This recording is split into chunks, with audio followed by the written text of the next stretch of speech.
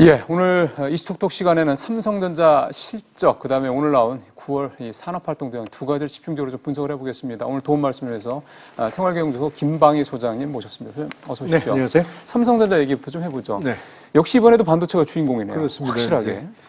매출은 이제 65조 가운데 24조니까 38%밖에 안 되는데. 매출은. 예, 영업이익은 17조 가운데 13조니까 뭐 80% 가까운 비중을 차지하니까 압도적으로 반도체가 성과를 이끌어냈다 이렇게 봐야 되겠죠. 그러니까 반도체 영업이익이 굉장히 높은 거겠군요. 그렇습니다. 그러니까 지난해 4, 4분기부터 10조를 넘어서기 시작했고 1, 2분기에는 11조 원대였다가 이번 3분기에 이제 13조 원대가 된 거거든요. 네. 굉장히 그 상승폭이 가파르고 이익률도 높은 거죠. 그러면 결국은 삼성전자 전체 실적에서 반도체 차지하는 의존도, 비중은 더 올라간 거고. 그렇습니다. 오늘 실적을 보니까 저는 보니까 휴대전화 부분이 시원찮네요. 안 좋아요. 이제 2조 2천억 정도의 영업이익을 냈는데 계속해서 조금씩 떨어지고 그렇죠. 있거든요. 한 5분기 가까이 떨어지고 있는데 역시 그 올해 내놓은 제품들이 시장에서 조금 외면받는다 이런 느낌이 들고요. 예. 이제 갤럭시 같은 경우에 내년이 10주년이 되는데 내년에 어떤 대반격이라는 준비를 하지 않으면 이 추세를 바꾸기는 어려울 것 같아요. 아시겠습니다만 이제 휴대폰 시장이라는 게 소비자들이 한번 어떤 제품으로 결정을 하면 거의 바꾸질 않잖아요. 가격도 비싸지 않습니까? 그렇죠. 그러다 보니까 이제 삼성전자의 그 내년 반격이 없으면 이 휴대전화에서 밀리는 게 더 눈에 띄게 늘어날 것 같아서 걱정이죠. 휴대폰 얘기는 잠시 후에 조금 더 좀 들어가 보겠습니다. 일단 네. 반도체 얘기로 다시 돌아와서요. 네. 많은 분들이 아마 삼성전자 반도체 실적을 보시면서도 참 좋은데 좀 정점 논란 하니까 참 뭔가 개운치 않다 이렇게 말씀하십니다. 그렇죠. 정점 논란 이렇게 계속 나오는데도 반도체 실적은 계속 좋아지고 있거든요. 근데 이제 그래서 정점 논란이 무색하다 이렇게 주장하는 애널리스트들도 있는데 그건 아닌 것 같고요. 두 가지가 이번에 작용한 것 같아요. 자세히 그 수치를 들여다보면 하나는 가격이 조금 떨어진 걸 물량으로 커버한 면이 있어요. 계절적 네. 이제 성수기이기 때문에 이제 물량 주문이 많았던 것 같고요. 또 하나는 이 부분은 이제 삼성전자가 잘하는 대목이라고 할 수 있는데요. 이제 좀 부가가치가 높은 그러니까 시장에서 빨리빨리 이제 원하는 걸 제공하는 그러니까 첨단 공정에서 생산된 최신 제품을 빨리 밀어내는 것 같아요.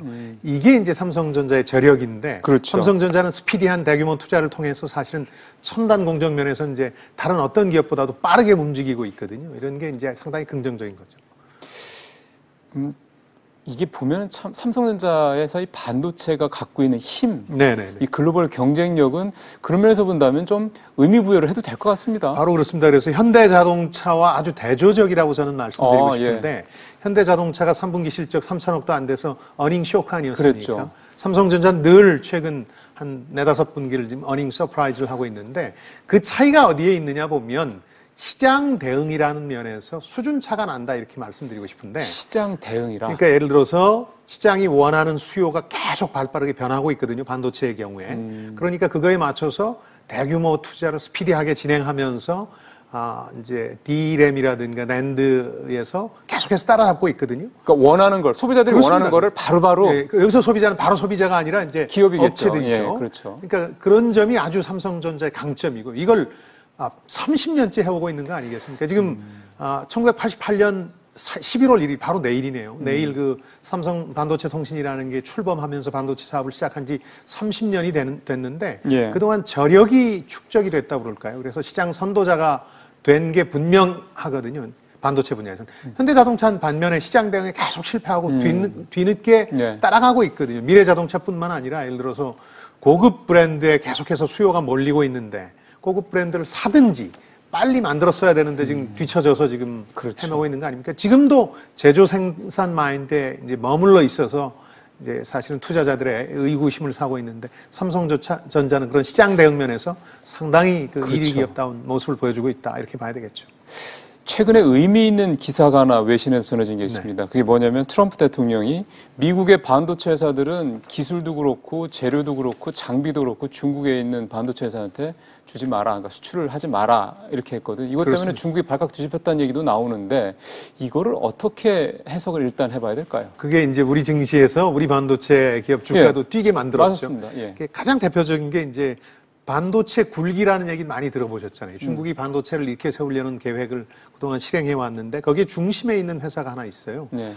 푸젠 진화 반도체라는 데인데 이 푸젠 진화 반도체 같은 경우에는 2016년 2월에 이제 국영기업으로 설립이 돼서 그동안 우리 돈으로 6조 원 가까이를 투자해 왔거든요. 3년밖에 안 되는 그렇습니다. 거군요. 근데 계속해서 기술을 수혈받아야 되는데 그걸 주로 이제 미국에서 사들였거든요. 이미 지난해 말부터 이 회사를 둘러싼 기술 분쟁이 격화될 조짐을 보이고 있었어요. 왜냐하면 미국 반도체 회사 가운데 아주 유명한 마이크론 테크놀로지라고 있지 않습니까? 그렇죠. 여기서 세계 3위가 되죠. 그렇습니다. 아마. 예. 이제 기술을 훔쳐갔다 이 회사에서 하고 제소를 하는 상황이 벌어졌거든요. 그러니까 중국은 또 보복하느라고 이 마이크론 테크놀로지 제품을 중국서 판매하지 못하게 하는 1차 전쟁이 벌어졌고 이러다 보니까 최근에 이 반도체 굴기를 좀 막겠다는 이 무역 분쟁과 관련해서도 미국 입장에서는 이니셔티브를 쥐기 위해서 미국 내 기술, 장비 수출을 더 이상 못하게 하는 글쎄요. 이런 이제 막는 걸 하는데 뭐 장기적으로 우리 반도체 업체는 중국 반도체 굴기 자체가 꺾이거나 조금 늦어지는 거니까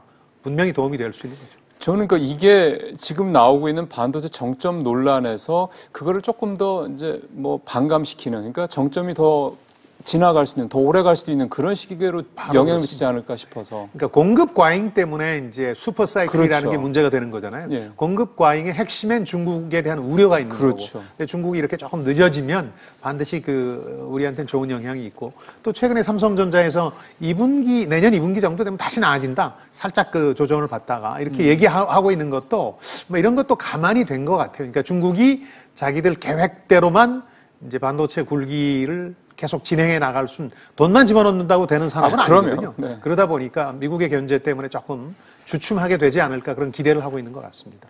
다만 이제 트럼프가 이미 이제 세계 주식 시장에 영향을 미친 위대한 합의, 그레이트 딜에 대한 얘기가 있잖아요. 그러니까 다음 달에 미중이 과연 합의를 하느냐 아니면 더 크게 싸움이 벌어지느냐 이게 상당히 중요한 변수가 되겠죠. 휴대폰 얘기를 이제 마무리를 좀 해봐야 될 것 같은데 앞서 말씀드린 휴대폰이 이제 상대적으로 굉장히 좀 이제 처지는 상황이 베트남에 이재용 부회장이 갔단 말이에요. 그래서 이재용 부회장이 베트남에 휴대폰과 관련해서 뭔가 좀 새로운 어떤 도약을 하려는 게 아니냐 이런 기대감들이 지금 관련된 기사들이 나오고 있는데 이거 어떻게 봐야 됩니까? 근거 자체는 있어요. 왜냐하면 베트남 가보신 분들은 아실 텐데 삼성전자의 영향력이 대단합니다. 거기 이미 휴대폰 공장이 있고 삼성에 또 하나는 이제 가전 공장이 있어요. 텔레비전 위주의 가전 공장이 있는데 그러다 보니까 이제 총리도 만나고 해서 그쪽에서는 더 많은 이제 반도체라든가 이런 투자를 원하고 있는데 휴대폰은 사실은 투자해서 반도체처럼 시장을 선도하는 게 아니라 소비자한테 선택되는 그렇죠. 직접적이죠. 소비재잖아요. 그래서 그런 점에서 보면 삼성의 어떤 평판이 소비자들 사이에서 떨어지고 있는 게 결정적인 문제이기 때문에 이건 생산 설비의 문제가 아니라 어떻게 다시 애플과 경쟁해서 애플 수준으로 올라설 것이냐. 갤럭시 출시 10년이 되는 내년에 최대 숙제가 그게 되겠죠.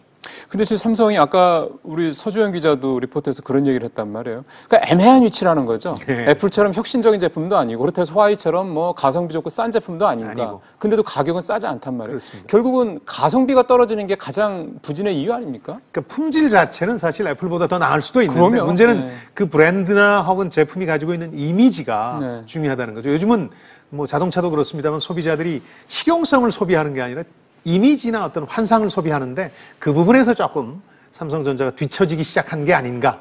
그게 걱정스럽다. 어쨌든 뭐 반도체가 이런 식으로 해서 꾸준히 가주는 상태에서 휴대폰만 좋아진다면 뭐 삼성전자한테는 또 그렇습니다. 뭐 또 기존 날개에다가 뭐 뒤에다가 무슨 터보 엔진을 다는 게 될 도약할 테니까 수도 말이죠. 있겠죠. 시간이 많지는 않습니다. 그렇습니다.